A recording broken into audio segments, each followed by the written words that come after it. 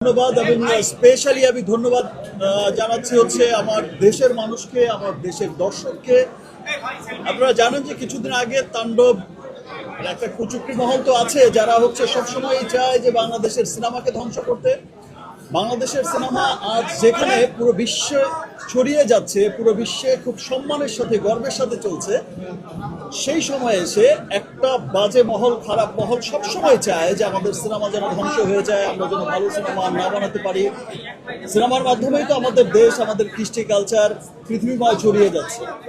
সেই জায়গাটা যেন নষ্ট হয়ে যায়। অ্যাকচুয়ালি এটা সিনেমার এগেনস্টে ষড়যন্ত্র না, আমি বলবো এটা দেশের এগেনস্টে ষড়যন্ত্র।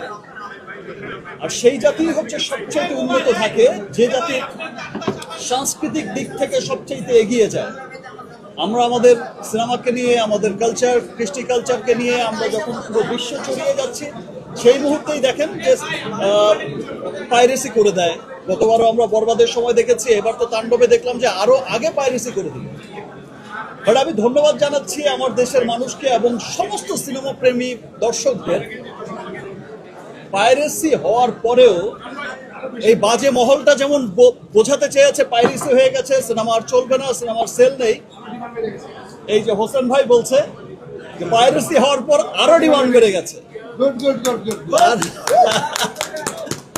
তাণ্ডব ইনশাল্লাহ, আমি গতবারও যেমন বলেছি যে গুলশান টু গুলিস্তান সব জায়গার মানুষকে মুগ্ধ করছে আমাদের সিনেমা। তাণ্ডব দেশে বিদেশে যেখানেই যাচ্ছে সেখানেই মানুষের মনে তাণ্ডব লাগিয়ে যাচ্ছে।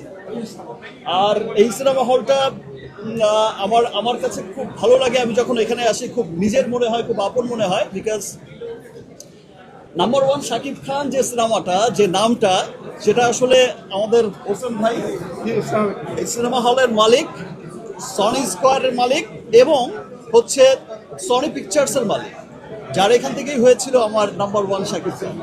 আর সেটাও অনেক ব্লকবাস্টার ছিল। আলহামদুলিল্লাহ। তো সবাইকে অনেক ধন্যবাদ। আপনারা অনেক সময় ধরে এখানে অপেক্ষা করছেন। তাণ্ডব যেভাবে চলছে সেভাবেই চলবে, সকলের মনে তাণ্ডব লাগিয়েই চলবে ইনশাল্লাহ। সবাইকে অনেক অনেক ধন্যবাদ। থ্যাঙ্কস এগেইন সমস্ত দর্শকদের। আচ্ছা, যে সংগ্রামটা আসলে দর্শকরা করছে, যে ভালোবাসাটা দিচ্ছে, ভালোবাসা তো দিচ্ছে, সব ঠিক আছে, কিন্তু এই পাইরেসির এগেনস্টে আমার মনে হয় যে আমাদের প্রত্যেকটা মানুষকে সোচ্চার হয়ে, প্রত্যেকটা দর্শককে, আপনি আপনার পাশের বাসার যদি কাউকে দেখেন যে এর সাথে জড়িত, প্লিজ আপনি তার বিরুদ্ধে অ্যাকশন নিন। পাইরেসির বিরুদ্ধে আমাদের সকলকেই কিন্তু একসাথে কাজ করতে হবে। এবং বাংলা সিনেমা, শুধু আমরা যারা বাংলা সিনেমার সাথে জড়িত